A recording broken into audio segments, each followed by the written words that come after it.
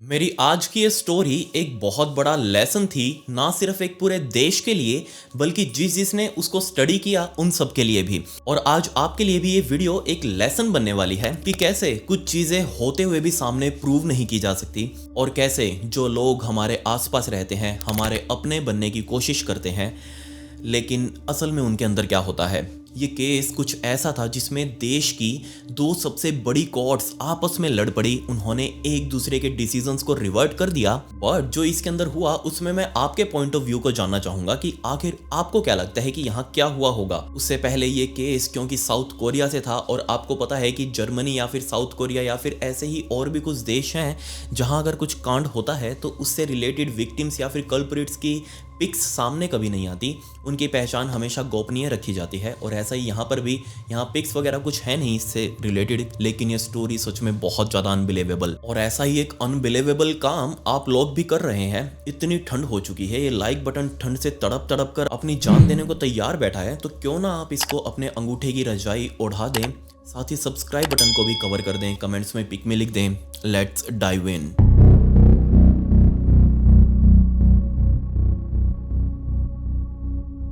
इस हॉरिबल घटना को समझने के लिए हमें साउथ कोरिया के इंचन शहर में जाना पड़ेगा और यहीं रहा करती थी यून हेवन नाम की ये लड़की। लेकिन यहाँ दिक्कत ये थी कि इस लड़की को बचपन से ही दांतों की प्रॉब्लम, बहुत छोटी उम्र में इसके लगभग सारे दांत गिर चुके थे, आगे के सिर्फ थोड़े बहुत बचे हुए थे। इसलिए मजबूरन इस लड़की को अपनी टीनेज उम्र के अंदर बहुत सोच समझकर कुछ भी खाना पड़ता। जहां लोग आसपास इसके रहते हुए कुछ भी खा सकते थे, लेकिन यून है वॉन ये सब उनको देखती रहती, कुछ भी खा नहीं सकती। यून का परिवार लोअर मिडिल क्लास और इनको अपनी डेली नीड्स को पूरा करने के लिए भी बहुत ज़्यादा मेहनत करनी पड़ती।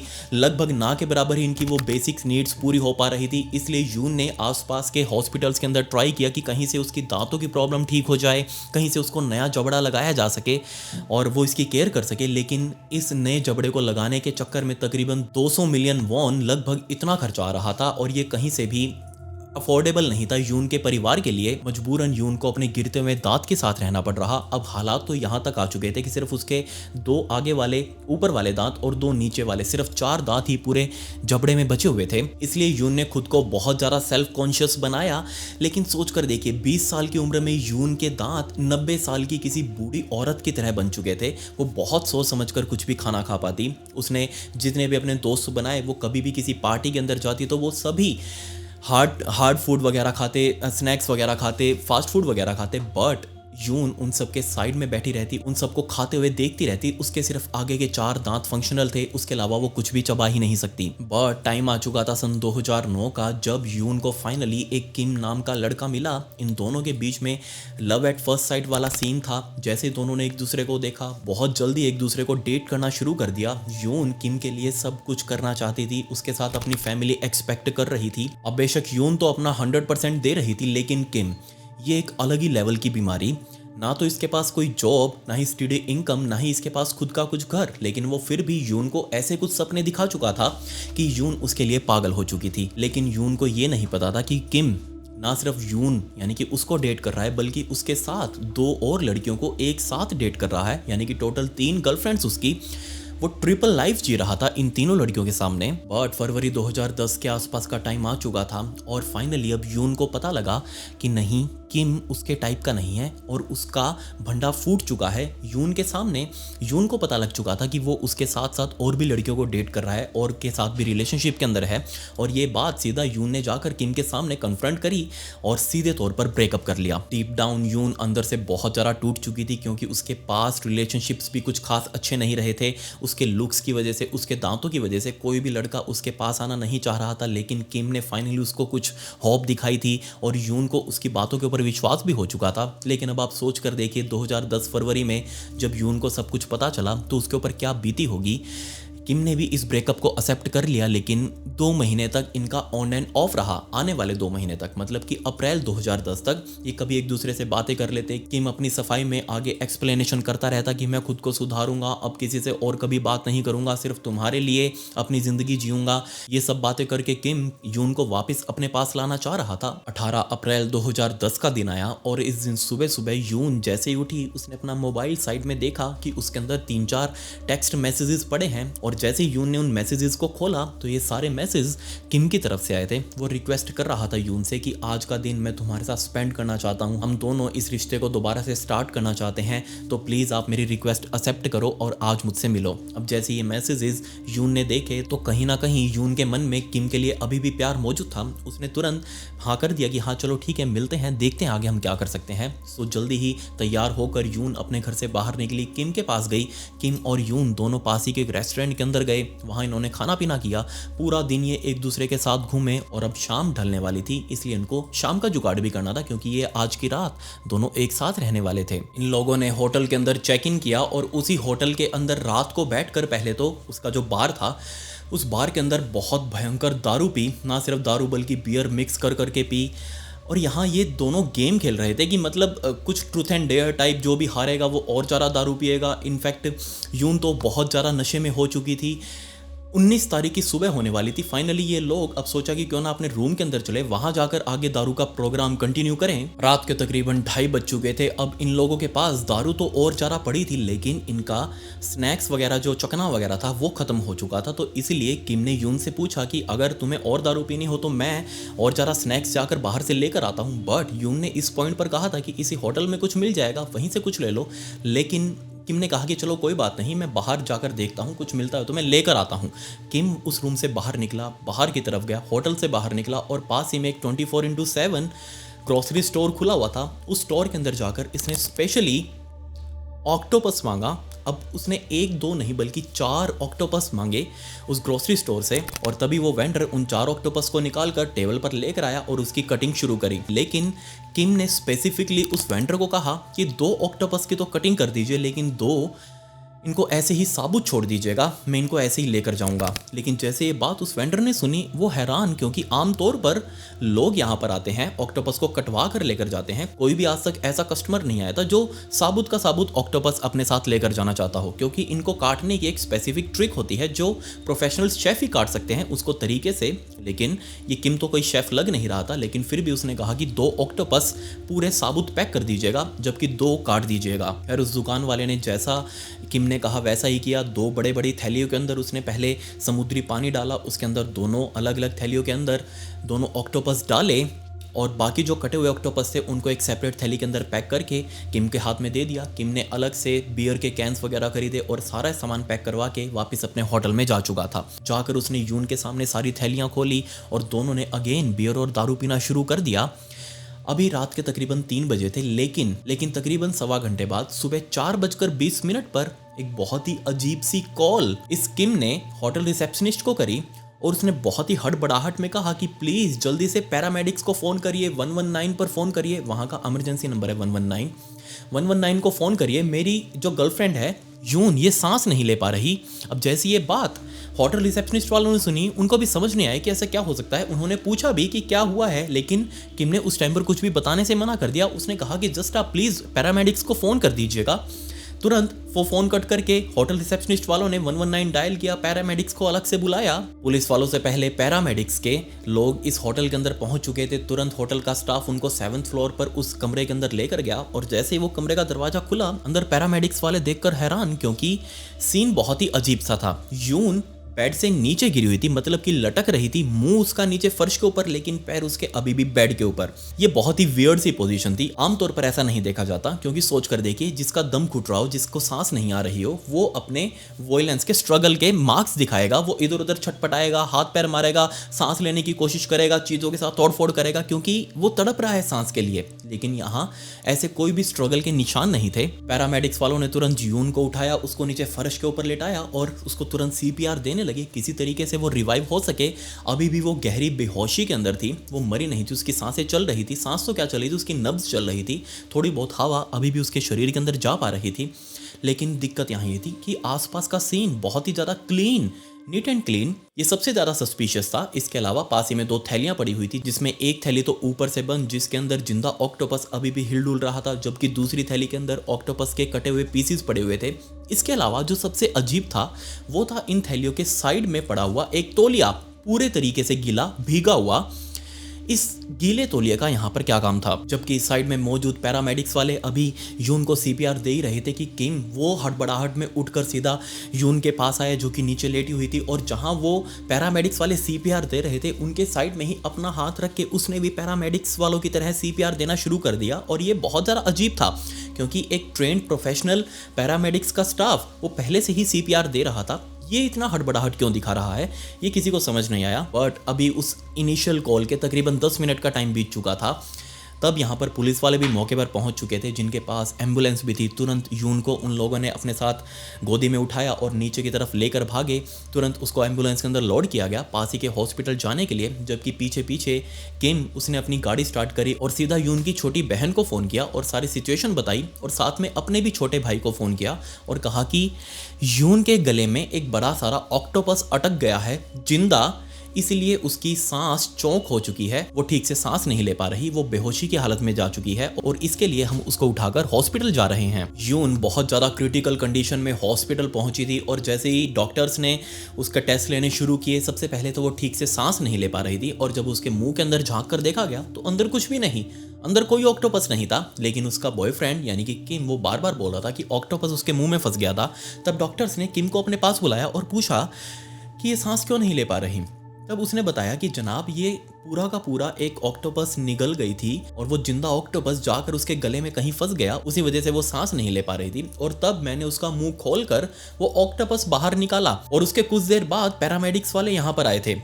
लेकिन डॉक्टर्स को ये बात हजम ही नहीं हो रही थी, क्योंकि सोच कर देखिए एक लड़की जो बहुत ज़्यादा पैनिक कर रही है और उसके सामने उसका बॉयफ्रेंड बैठा हुआ है, क्या वो उस पैनिक स्टेट में उस लड़की का मुंह खोलकर अंदर हाथ डालकर वो ऑक्टोपस बाहर निकाल सकता है? जबकि डॉक्टर्स का ऐसा मानना था कि ऐसी पैनिक स्टेट में अगर कुछ गले के अंदर फंस जाए और अगर हम उसको बाहर से निकालने की कोशिश करें तो वो चीज़ और ज़्यादा अंदर फंस जाएगी और ज़्यादा डीपर चली जाएगी। खैर यून अब फिलहाल कोमा में जा चुकी थी, उसके मुंह में वेंटिलेटर लगाया गया, उसी मशीनों से उसको जिंदा रखा जा रहा था। डॉक्टर्स ने बताया कि तकरीबन 8 से 9 मिनटों तक उसके दिमाग की ऑक्सीजन कट चुकी थी, जिससे एक ऐसी इंजरी उसके दिमाग में हो गई जिसको अब रिवर्स करना लगभग नामुमकिन, इसलिए हमें इसको मशीन्स के सहारे ही जिंदा रखना पड़ेगा। अगर कोई चमत्कार ही हुआ तो ही यून की जान बच पाएगी। दिन आगे बढ़ते रहे, 1 हफ्ता बीत चुका था, 2 हफ्ते बीत चुके थे।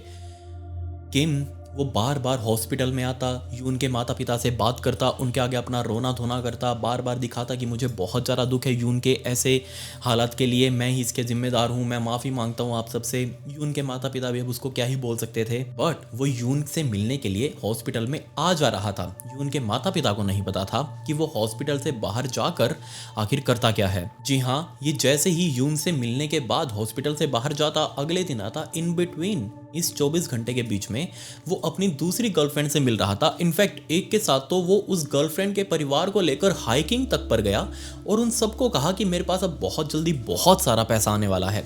हर किसी को बताता फिर रहा था कि मेरे पास जल्दी पैसा आने वाला है, बट वो पैसा आएगा कहाँ से? यार धीरे धीरे दिन और बीतते रहे। 5 मई 2010 का दिन आ चुका था और अब तक तकरीबन 16-17 दिन बीत चुके थे यून को इसी हालत के अंदर। और फाइनली इस दिन यून अपनी इस हालत से हार मान चुकी थी। उसकी जिंदगी अब यहीं खत्म हुई, उसकी मौत हो चुकी थी। उसकी डेथ का पता लगते ही किम भागकर हॉस्पिटल गया, वहां जाकर रोना धोना करने लगा। यून की बॉडी को उठाकर परिवार वाले घर पर लेकर गए, उसकी बॉडी के साथ चिपक चिपक कर बार बार किम रो रहा था। इनफैक्ट 2 दिनों तक वो वहीं उसी बॉडी के पास बैठा रहा।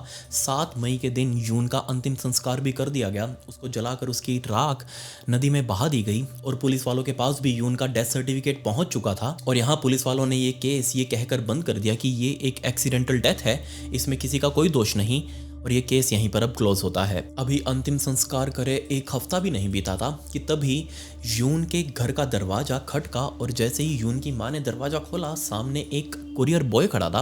उसने अपने थैले से निकालकर एक लेटर यून की माँ के हाथ में दिया, उसके सिग्नेचर करवाए और यून की माँ उस लेटर को लेकर अंदर जा चुकी थी।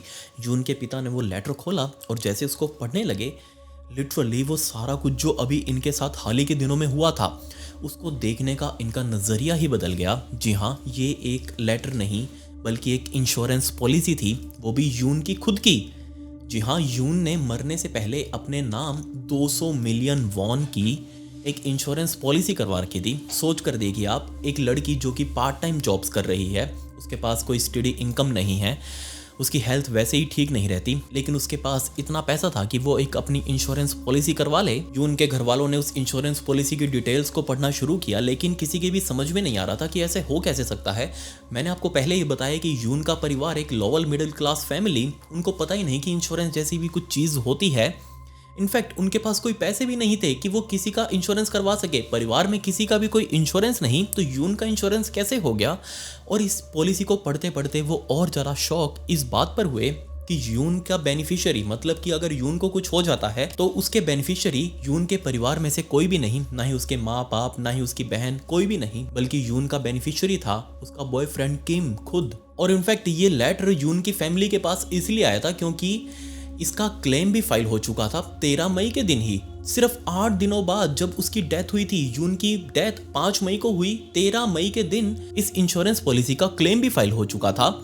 ऐसा कैसे पॉसिबल था। यून के माता पिता ने सबसे पहले तो इस इंश्योरेंस पॉलिसी की ही जांच करनी शुरू करी कि आखिर ये कब ओपन हुई थी। तो हैरानी वाली बात यहाँ ये थी कि इस पॉलिसी को 25 मार्च 2010 के दिन रजिस्टर करवाया गया था। सोच कर देखिए आप, सिर्फ 3 हफ्ते पहले जब यून के साथ वो हादसा हुआ था, 18 अप्रैल के दिन वो हादसा हुआ है और 25 मार्च के दिन वो इंश्योरेंस पॉलिसी रजिस्टर करवाई गई थी यून के नाम पर। और इससे भी ज़्यादा कमाल की बात यहाँ ये थी कि इस पॉलिसी का मंथली प्रीमियम ही 1,30,000 वॉन था, यानी कि रफली अपने यहाँ के हिसाब से बात करूँ तो 8-9 हज़ार रुपये। लेकिन यून जो कि कोई काम धंधा कर ही नहीं रही, उसके पास कोई जॉब नहीं है, उसके पास इनकम सोर्स नहीं है, वो इसका प्रीमियम भर कैसे सकती है। और दूसरा, जब ये पॉलिसी ओपन की गई थी तो इसका बेनिफिशियरी, मतलब कि अगर यून को कुछ हो जाता है तो उसके लीगल एयर्स, मतलब कि उसके परिवार वाले ही इसके बेनिफिशियरी थे। लेकिन 2 अप्रैल 2010 के दिन, अभी पॉलिसी को शुरू हुए सिर्फ 1 हफ्ता ही हुआ था कि तभी 2 अप्रैल 2010 के दिन इस पॉलिसी का बेनिफिशियरी बदल गया। और बेनिफिशियरी बदल कर कोई और नहीं बल्कि किम खुद हो गया। और इसके सिर्फ 2 हफ्तों बाद यून एक होटल के कमरे के अंदर, उसके गले में ऑक्टोपस फंसने से उसकी मौत हो गई। टाइमिंग कितनी ज़्यादा परफेक्ट थी। यून की फैमिली ने इस इंश्योरेंस पॉलिसी को और ज़्यादा डिटेल में देखना चाहा तो उनको और ज़्यादा शॉकिंग डिटेल्स पता लगी। जी हाँ, अब अगर आप या मैं अपनी इंश्योरेंस पॉलिसी करवाते हैं तो उसमें हम वेरियस सिनेरियोज को डिस्क्राइब करते हैं कि जैसे बंदा बीमार पड़ जाए तो उसको कुछ क्लेम मिले, एक्सीडेंट हो जाए तो उसको कुछ क्लेम मिले, अननेचुरल डेथ हो जाए तो उसको क्लेम मिले। हम बीमारियों को अलग अलग चीज़ के अंदर बांटते हैं और उसके अंदर पैसा इन्वेस्ट करते हैं। बट यहाँ यून की पॉलिसी के अंदर, अब क्योंकि यून की माँ को कैंसर था, इसलिए यून को भी ये डर था कहीं ना कहीं कि कहीं उसको कोई कैंसर ना हो जाए, इसलिए इस किम ने यून की इंश्योरेंस पॉलिसी में सिर्फ 20 मिलियन वॉन का कैंसर इंश्योरेंस क्लेम रखवाया, जबकि डेथ बेनिफिट्स के अंदर 200 मिलियन वॉन। जी हाँ, अब आप सोच कर देखिएगा, अगर यून को कैंसर हो जाता तो सिर्फ 20 मिलियन वॉन उसको मिलते, अगर वो मर जाती तो 200 मिलियन वॉन मिलने वाले थे बेनिफिशियरी को। असल में ये किम पहले एक इंश्योरेंस कंपनी के अंदर काम करता था एज एन इंश्योरेंस एजेंट। ये बहुत अच्छा एक्सपर्ट था इंश्योरेंस वगैरह का, सो इसको बहुत बारीक नॉलेज थी कि कैसे इंश्योरेंस कंपनियां काम करती हैं, कैसे कोई क्लेम रिजेक्ट होता है या फिर उसको पास किया जाता है। इसको ये अंदर की नॉलेज थी कि किसी की डेथ से बेनिफिट कैसे मिलता है। बट रिमेंबर, 19 अप्रैल 2010 के दिन यून हॉस्पिटल के अंदर एडमिट हुई थी, जबकि 16 दिन वो हॉस्पिटल में रही थी। और इन्हीं 16 दिनों के बीच में इस प्रीमियम की डेट आ चुकी थी, मतलब कि अब प्रीमियम भरना था। और जैसे किम ने देखा कि डेट आ चुकी है, प्रीमियम भरना है, लेकिन यून अभी हॉस्पिटल के अंदर एडमिट है। सोच कर देखिए आप, यून की फैमिली को पता तक नहीं, जबकि बेचारी कोमा के अंदर यून उसके नाम का इंश्योरेंस और उस इंश्योरेंस का प्रीमियम साइड में बैठा हुआ उसका ही बॉयफ्रेंड अपने मोबाइल से भर रहा था। जी हाँ, उसने अपने अकाउंट से पैसे कटवाए इस प्रीमियम को भरने के। अब आप कहेंगे ऐसा क्यों? तो ऐसा इसलिए कि अगर इंश्योरेंस पॉलिसी का प्रीमियम ड्यू हो जाए या फिर उसको टाइम से भरा ना जाए तो वो इंश्योरेंस पॉलिसी लैप्स कर सकती है, वो इंश्योरेंस पॉलिसी आगे मान्य नहीं रहेगी। और अगर ये पॉलिसी लैप्स हो गई तो आगे इसका बेनिफिट नहीं मिलेगा। इसीलिए किम ने ये मेक श्योर किया कि इसका प्रीमियम टाइम से भरा जाए। इनफैक्ट 21 अप्रैल 2010 के दिन, तो अभी ये सिर्फ 2 ही दिन हुए थे बेचारी यून को एडमिट हुए। 21 अप्रैल 2010 के दिन ये किम पासी के एक बैंक के अंदर गया, वहां अपना एक नया अकाउंट खोला और ये नया अकाउंट स्पेसिफिकली उसने अपने उसी इंश्योरेंस पॉलिसी के अंदर अपडेट करवाया, क्योंकि उसे लग रहा था कि अब जल्दी ही पैसा आने वाला है, तो ये पैसा वो अपने नए बैंक अकाउंट के अंदर लेगा। 23 जुलाई 2010 का दिन आ चुका था, 3 महीने से ऊपर बीत चुके थे यून को उस होटल के कमरे के अंदर कोलैप्स हुए। 23 जुलाई के दिन फाइनली उस इंश्योरेंस कंपनी को इसके अंदर कुछ भी फाउल प्ले नहीं लगा। पुलिस वालों की तरफ से केस को क्लोज कर दिया जा चुका था। डॉक्टर्स ने इसके अंदर कुछ भी सस्पिशियस नहीं दिखाया, इसलिए इंश्योरेंस पॉलिसी वालों ने इस पॉलिसी के बदले 200 मिलियन वॉन सीधा किम के अकाउंट में ट्रांसफर कर दिए। जो उसने नया अकाउंट खुलवाया था उस अकाउंट के अंदर 200 मिलियन वॉन डलवा दिए, नियरली अपने यहाँ के हिसाब से 90 लाख रुपए के आसपास, या फिर इससे थोड़ा ऊपर नीचे हो सकता है। अब इस 90 लाख का सोचिए उसने क्या किया होगा। सबसे पहले तो जो उसके ऊपर कर्जा था वो उसने भरा। अब आप कहेंगे कर्जा कौन सा, तो असल में उसने जो इंश्योरेंस पॉलिसी ली थी किम की, ये उसने कर्जा उठाकर ली थी। इसका जो प्रीमियम भरा था वो भी उसने अपने भाई से लेकर भरा था, वो कर्जा उठाया था उसने। अब क्योंकि उसे पता था कि पैसा आने वाला है तो कर्जा उठाने में क्या ही दिक्कत है, और जिससे उसने पैसे ले रखे थे वो कर्जा वापस दिया, अपना रेंट भरा जिस घर के अंदर वो रह रहा था, और साथ ही एक नई गाड़ी ली। नई गाड़ी खरीद कर वो सीधा अपनी गर्लफ्रेंड से मिलने के लिए गया, और ये गाड़ी सीधा अपनी गर्लफ्रेंड को गिफ्ट दे दी। सोच कर देखिए आप यहाँ ये किम किस लेवल पर चल रहा था। फाइनली 13 अगस्त 2010 के दिन यून के परिवार को लगा कि उसके बेटी के साथ यहाँ कुछ एक्सीडेंट नहीं हुआ था बल्कि उसका मर्डर किया गया था। और पहली बार वो अपनी इस पेटिशन को लेकर कोर्ट के पास गए, लेकिन कोर्ट ने जिस तरीके से पेटिशन को पढ़ा उसी तरीके से फेंक भी दिया, क्योंकि उनको लग ही नहीं रहा था कि ऐसा कुछ हो सकता है।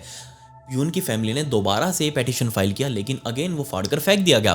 तकरीबन 5 बार यून के परिवार ने ये पेटिशन फाइल किया था, लेकिन 5 बार उनका पेटिशन रिजेक्ट कर दिया गया। इनसफिशिएंट एविडेंस बताकर केस पहले ही क्लोज कर दिया जा चुका था, इसलिए अब इस केस के अंदर कोई भी सुनवाई नहीं होगी। तब जुलाई 2011 में इस केस से रिलेटेड एक शो टीवी के ऊपर आया, और जैसे लोगों को इस केस के बारे में पता लगा तो लोगों का जो गुस्सा था वो फूट पड़ा सरकार के ऊपर, वहाँ की न्यायपालिका के ऊपर, कि ऐसा कैसे पॉसिबल था। सब कुछ सामने होते हुए भी तुमने एक केस कैसे बंद कर दिया। पूरे देश की जनता का दबाव जब कोर्ट के ऊपर पड़ा तो मजबूरन कोर्ट ने आदेश दिया कि इस केस को दोबारा से रीओपन करो। नई जांच एजेंसी बैठाई गई और अलग अलग तरीके से जो भी इसके अंदर गवाह थे, मौके पर मौजूद थे, उन सबका इंटरव्यू लिया गया। स्पेसिफिकली उस वेंडर का जिससे ऑक्टोपस खरीदे गए थे उसका भी इंटरव्यू लिया गया। उसने भी बता दिया कि मुझे भी बहुत अजीब लगा था कि 2 पूरे सील्ड पैक ये ऑक्टोपस क्यों चाहता है। आमतौर पर लोग कटवा कर लेकर जाते हैं, लेकिन मैंने वही किया जो इसने मांगा मुझसे, मैंने तो दे दिया ऐसे कैसे उठाकर, इसमें कुछ गलत नहीं किया। इसके अलावा पुलिस वालों ने होटल के स्टाफ का भी इंटरव्यू लिया कि उसने कॉल पहले तुम्हारे पास क्यों करी, उसने डायरेक्ट 119 के पास फ़ोन क्यों नहीं किया। होटल वालों को भी ये बात अजीब लगी थी कि उसकी गर्लफ्रेंड मर रही है, बजाय उसको बचाने के या फिर 119 पर फ़ोन करने के वो हमारे पास फ़ोन करके टाइम पास कर रहा है। उसने खुद वहां 119 डायल क्यों नहीं किया। 30 मार्च 2012 के दिन फाइनली इस किम को अरेस्ट किया गया, और तब पुलिस वालों ने इससे अच्छे तरीके से पूछताछ करी। इसके ऊपर मर्डर के चार्जेस लगे और साथ ही इंश्योरेंस फ्रॉड के भी चार्जेस लगे, और इससे गहनता से पूछताछ करने के बाद पुलिस वालों ने एक थ्योरी बनाई। अब जो मैं आपको आगे बताने वाला हूँ वो एक थ्योरी है पुलिस वालों के हिसाब से कि ऐसा कुछ हुआ होगा। तो असल में 18 अप्रैल 2010 की शाम को जैसे ये लोग उस होटल के कमरे में घुसे, इन लोगों ने दारू वारू पीनी शुरू करी। बाद में इनका वो चखना खत्म हो गया। चखना लेने के लिए किम बाहर निकला, पास ही के ग्रोसरी स्टोर से वो अपने 4 थैलियों के अंदर अलग अलग आइटम पैक करवा के निकला, साथ ही आते हुए दारू भी लेकर आया था। और तब जैसे ही वो होटल के अंदर पहुंचा और तब जैसे वो अपने वापस कमरे के अंदर पहुंचा, उसने देखा कि सामने यून वेट कर रही थी उसका दारू लाने का। और जैसे उसने उस बियर वाली थैली को यून के हाथों में दिया, यून ने पॉसिबली बियर के कैन निकाल कर बियर पीनी शुरू कर दी होगी। लेकिन इन बिटवीन यून पहले से ही बहुत ज़्यादा नशे में थी, हैंगओवर उसका सिर पर नाच रहा था। उस टाइम पर हुआ यह होगा कि वो और ज़्यादा दारू पीते पीते या फिर बियर पीते पीते नीचे उस बेड के ऊपर गिर गई हो, और तब ये किम मौके का फ़ायदा उठाकर अपने बेड से उतरकर सीधा बाथरूम की तरफ गया। वहाँ एक टॉवल टंगा हुआ था, तौलिया, उस तौलिए को उतार कर जो वहाँ आगे वॉश बेसिन लगी हुई थी हाथ धोने की, उस वॉश बेसिन के अंदर रखकर उसने पहले तौलिए को गीला किया टुंटी चलाकर, और बाद में उस गीले तौलिए को थोड़ा सा निचोड़ कर बाहर लेकर आया।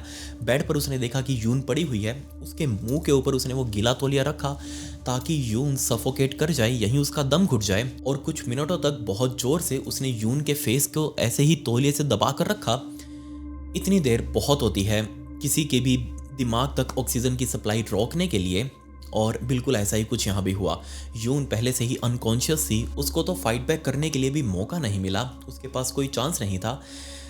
अगर चांस होता भी तो भी वो ना कर पाती, ये ओवर पावर कर जाता उसके ऊपर। खैर, अभी यहाँ यून पूरे तरीके से अनकॉन्शियस थी और अब इस मोमेंट पर उसके ब्रेन के अंदर भी इंजरी हो चुकी थी।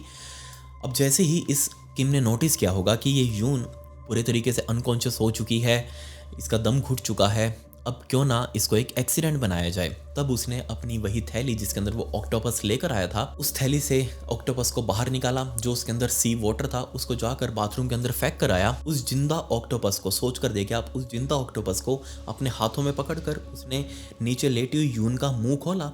अब क्योंकि ऑक्टोपस बहुत ज़्यादा हद लचीले होते हैं, ये एक छोटी सी बोतल के अंदर भी अपना पूरा शरीर घुसाकर पूरे बोतल को भर सकते हैं, इतने लचीले होते हैं, सोच कर देखिए आप। और यहाँ इस किम ने यून का मुंह खोलकर उस ऑक्टोपस की टांगे पहले इस यून के मुंह के अंदर घुसाई और बाद में उसका पूरा मुंह पकड़कर बेचारी यून के मुंह के अंदर डाल दिया। अब वो ऑक्टोपस पूरा यून के मुंह में था। अब क्योंकि उस ऑक्टोपस की टांगे नीचे थी तो वो ऑब्वियसली नीचे जाने की कोशिश करेगा पहले, और ऐसा ही कुछ हुआ। उस ऑक्टोपस की 3 टांगे, 8 में से 3 टांगे बेचारी यून के जो ट्रैकिया था यानी कि सांस वाली नली, उस नली के अंदर जा चुकी थी, जबकि बाकी टांगे उसकी यून की खाने वाली नली यानी कि इसोफेगस उसके अंदर जा चुकी थी। पूरे तरीके से दोनों नलियां ब्लॉक। और इस मोमेंट पर टाइम पास करने के लिए, क्योंकि अभी भी इस किम को पता था कि यून की डेथ नहीं हुई है, यून अभी भी जिंदा है, इसको टाइम पास करना है, लेकिन इसको समय रहते फ़ोन भी तो करना था। पुलिस वालों को ये दिखाना था कि इसने अपनी जिम्मेदारी निभाई। अब बजाय डायरेक्ट पुलिस वालों को फ़ोन करने के, इसने टाइम पास किया। टाइम पास के तौर पर इसने पहले रिसेप्शनिस्ट को फ़ोन किया, रिसेप्शनिस्ट को सारा मामला समझाया ताकि थोड़ा टाइम बीते, और वो रिसेप्शनिस्ट से बात करने के बाद उस रिसेप्शनिस्ट ने 119 डायल करके पुलिस वालों को फ़ोन किया, पैरामेडिक्स को बुलाया। और जब पैरामेडिक्स वाले ऑन द वे थे तब इस किम ने अपने हाथों से ही उस ऑक्टोपस जो कि उसने अभी मुंह के अंदर डाला था यून के, वो ऑक्टोपस वापस बाहर निकाल लिया ताकि सबको दिखा सके कि ये ऑक्टोपस था। उसने बहुत मेहनत करके उसको खींचकर बाहर निकाला था, यून तो इसको जिंदा ही खा गई थी। खैर, उस ऑक्टोपस को बाहर निकाल कर वापस साइड में एक थाली के अंदर रख दिया। दूसरा, जैसे ही पैरामेडिक्स वाले आए उन्होंने यून को सीपीआर देना शुरू किया, तब ये खुद जाकर स्पेसिफिकली इस जगह के ऊपर सीपीआर दे रहा था, जबकि पैरामेडिक्स वाले पहले से ही यून को सीपीआर देने की कोशिश कर रहे थे। तो इसका सीपीआर देने का मतलब ही क्या? लेकिन ये अपने हाथ पैरामेडिक्स वालों के हाथों को हटाकर इस जगह पर इसलिए रख रहा था ताकि पैरामेडिक्स वाले सही सीपीआर ना दे पाएं। पैरामेडिक्स वालों ने इसको कहा भी कि हम ट्रेन हैं, हमें पता है सीपीआर कैसे देते हैं, तो तुम हमें परेशान मत करो। बट इसने उस टाइम पर डॉक्टर्स के सामने रोते हुए कहा था कि मेरी गर्लफ्रेंड है, मर जाएगी, इसकी हालत पहले ही गंभीर है, मुझे भी सीपीआर देना आता है, मुझे भी देने दो। लेकिन ये सही से सीपीआर दे ही नहीं रहा था। लेकिन फाइनली जब पुलिस वाले यहाँ पर पहुंचे एम्बुलेंस लेकर, पैरामेडिक्स वालों ने तुरंत इसको हॉस्पिटल के लिए रवाना किया। ये कुछ थ्योरी थी पुलिस वालों की कि ऐसा कुछ यहाँ हुआ होगा। 11 सितंबर 2012 के दिन फाइनली इस केस के ऊपर पहली बार प्रोसिक्यूशन की तरफ से इस किम के खिलाफ डेथ पेनल्टी मांगी गई। लेकिन अक्टूबर 2012 में जज ने क्लियरली फैसला सुना दिया, लाइफ इम्प्रिजनमेंट यानी कि उम्र कैद की सजा, और वो भी without the possibility of parole यानी कि जमानत पर भी वो बाहर नहीं आ सकता। और इसमें कोर्ट ने सिंपली 2-3 चीज़ें थी जिनको पॉइंट आउट किया, जिसमें कहा गया कि यून की डेंटल कंडीशन, यून के दांत ऐसे थे ही नहीं कि वो इतना बड़ा खाना खा सके। वो बहुत ही नॉर्मल सा लिक्विड सा कोई फूड ले सकती थी, लेकिन इतना बड़ा ऑक्टोपस खुद के लिए चबाना लगभग ना के बराबर पॉसिबल, चाहे कोई कितने भी नशे में क्यों ना हो, उसको अपने शरीर की हालत पता होता है कि वो ये चीज़ खा सकती है नहीं खा सकती। इसलिए यून ने तो ये ऑक्टोपस अपने आप से नहीं खाया। और दूसरा था यून की कंडीशन, जिस कंडीशन में वो मिली थी, मतलब कि कोई भी व्यक्ति हो जिसका दम घुटता हो, मैंने आपको पहले भी बताया, तो वो व्यक्ति पैनिक करेगा। जब उसको सांस नहीं आएगी तो वो इधर उधर हाथ पैर मारेगा, लड़ने की कोशिश करेगा, चीज़ों को इधर उधर फेंकेगा ताकि वो तड़प कर सांस ले सके। लेकिन यून के साथ ऐसा कुछ भी नहीं था। उसके शरीर के ऊपर पैनिक के कोई निशान नहीं थे, स्ट्रगल के कोई निशान नहीं थे, चीज़ें एकदम नीट एंड क्लीन पड़ी हुई थी यहाँ। और तीसरा, इस किम का बिहेवियर, इसने 119 पर खुद फ़ोन क्यों नहीं किया? या तो ये वहाँ पर गवाह बनाना चाह रहा था या फिर ये टाइम पास करना चाह रहा था। कोर्ट ने सब कुछ चीज़ें एडमिट करी। और इसके अलावा सबसे बड़ा, इंश्योरेंस पॉलिसी। सिर्फ 1 महीने पहले इस इंसिडेंट से नई इंश्योरेंस पॉलिसी बनाई गई थी। यून के कोमा में जाने के सिर्फ 2 दिन बाद नया बैंक अकाउंट बनाया गया, बेनिफिशियरी चेंज किया गया। इसके अलावा यून जब कोमा में थी उसका प्रीमियम तक भरा गया। टाइमिंग बहुत ज़्यादा परफेक्ट थी। बट जून 2013 में किम ने अपने इस डिसीजन के खिलाफ अपील किया, और कमाल की बात यहाँ ये थी कि हाई कोर्ट ने इस डिसीजन को रिवर्ट कर दिया और कहा कि ये जो सबूत निचली अदालत ने माने हैं ये कोई सबूत नहीं है। यानी कि यून का जो फेस था वो बहुत ज़्यादा काम था, उसके ऊपर कोई भी रिएक्शन नहीं थे। इसमें कोर्ट ने माना कि अगर कोई भी बंदा सफोकेट कर रहा हो तो उसकी मसल्स रिलैक्स हो जाती हैं। मेरे ख्याल से ऐसा तो नहीं होता। इसके अलावा हाई कोर्ट ने माना कि अगर किसी भी बंदे की ब्रेन डेथ हो जाती है, जैसे कि यहाँ यून की हुई थी, वो बंदा ज़्यादा दिनों तक जिंदा नहीं रहता, हद मार के 5 दिन 10 दिन, लेकिन यून तो यहाँ 16-17 दिन जिंदा रही थी और ऐसा सिर्फ पॉसिबल हो पाया इफेक्टिव सीपीआर की वजह से, जो कि किम ने पैरामेडिक्स के आने से पहले भी दिया था और ये किम की भलाई थी कि उसने सीपीआर दिया। इसके अलावा रही बात इंश्योरेंस की, तो यहाँ किम ने कहा कि मैंने यून के साथ डिस्कस किया था क्योंकि यून ने उसे बताया था कि उसकी माँ को कैंसर है तो हो सकता है उसको भी कैंसर हो जाए, इसीलिए मैंने यून के साथ डिस्कस करके उसके लिए एक इंश्योरेंस पॉलिसी ली थी जिसमें 20 मिलियन वॉन का कैंसर इंश्योरेंस था। इसके अलावा 200 मिलियन वॉन वो थे डेथ बेनिफिट्स के। यून की फैमिली इस डिसीजन से बहुत ज्यादा नाखुश थी, सभी बहुत ज्यादा उदास हो चुके थे, इसलिए यून के परिवार ने इस हाई कोर्ट के डिसीजन को सुप्रीम कोर्ट में अपील किया और सुप्रीम कोर्ट का भी यही हाल, सुप्रीम कोर्ट ने भी इसी को सुरक्षित रखा। ऐसा कैसे पॉसिबल था? सब कुछ सबके सामने था लेकिन फिर भी इसको प्रूव नहीं किया जा सकता। सुप्रीम कोर्ट के डिसीजन को दोबारा से अपील किया गया, लेकिन इससे पहले कि उस डिसीजन के ऊपर फैसला आ पाता तभी एक और बहुत ही कमाल की न्यूज़ निकल कर बाहर आई। ये किम दोबारा से अरेस्ट किया गया, लेकिन यून वाले केस के लिए नहीं, बल्कि एक अलग फ्रॉड के केस के लिए। जी हाँ, ये किम असल में एक और लड़की को डेट कर रहा था। जब ये सारा केस चल रहा था उस टाइम पर एक लड़की को और डेट कर रहा था, और ना सिर्फ डेट कर रहा था बल्कि जो 200 मिलियन वॉन इसके अकाउंट में आए थे उसमें से 50 मिलियन वॉन इसने उस लड़की को दे दिए उसका विश्वास जीतने के लिए। अब वो लड़की बहुत ज़्यादा हाई प्रोफाइल लड़की, अच्छा उसका बैकग्राउंड, अच्छा उसका फाइनेंशियल बैकअप, सब कुछ बहुत अच्छा। अब जैसे उसको 50 मिलियन वॉन इस किम ने दिए, उस लड़की को इसके ऊपर विश्वास हो गया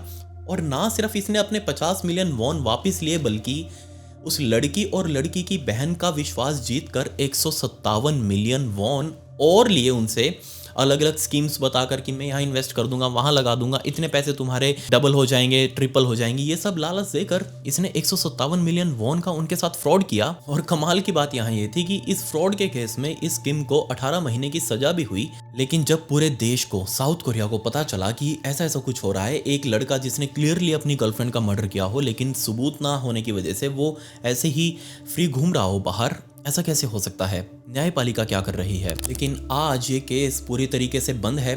1 दशक से भी ज़्यादा का टाइम बीत चुका है, 1.5 दशक से भी ज़्यादा का टाइम बीत चुका है, लेकिन ये केस कभी दोबारा नहीं खोला गया। इस केस का एकमात्र सस्पेक्टेड कल्परेट वो आज भी फ्री घूम रहा है, और ना सिर्फ फ्री घूम रहा है बल्कि उसने इस कांड को करने के बाद ही और नए नए कांड शुरू कर दिए, जैसे कि लोगों के साथ फ्रॉड करना, बट कभी उसके ऊपर कोई भी चीज़ प्रूव नहीं हो पाई सिर्फ एक फ्रॉड के केस के अलावा। लेकिन मेरा सवाल यहाँ ये है कि एक लड़की जिसके सिर्फ आगे के 4 दांत हों, अंदर कोई दांत हो ही ना, वो खाना भी अपना नॉर्मली घर पर लिक्विड खाती हो, तो क्या वो ऑक्टोपस खाएगी? क्या वो ऑक्टोपस खाने की कोशिश भी करेगी, चाहे कितने भी नशे में क्यों ना हो? या फिर उसने तो आज तक कभी ऑक्टोपस खाया नहीं था, क्योंकि ऑक्टोपस साउथ कोरिया के अंदर बहुत ही डिलीशियस और महंगी चीज़ मानी जाती है, शाही चीज़ मानी जाती है। तो ये यून अफोर्ड ही नहीं कर सकती थी, ना ही उसका परिवार। तो क्या यून, जिसने कभी ऑक्टोपस खाया ना हो और उसको एकदम से ऑक्टोपस खाने को मिल जाए, तो क्या वो पूरा खा लेगी, वो भी बिना दांतों के, और वो भी जिंदा? ये सच में बहुत ज़्यादा सस्पिशियस था। और दूसरा, ये इंश्योरेंस वाली टाइमिंग, 1 महीना भी नहीं हुआ था। और दूसरा, ये इंश्योरेंस वाली टाइमिंग, 1 महीना भी नहीं बीता था यून की इंश्योरेंस पॉलिसी को शुरू हुए।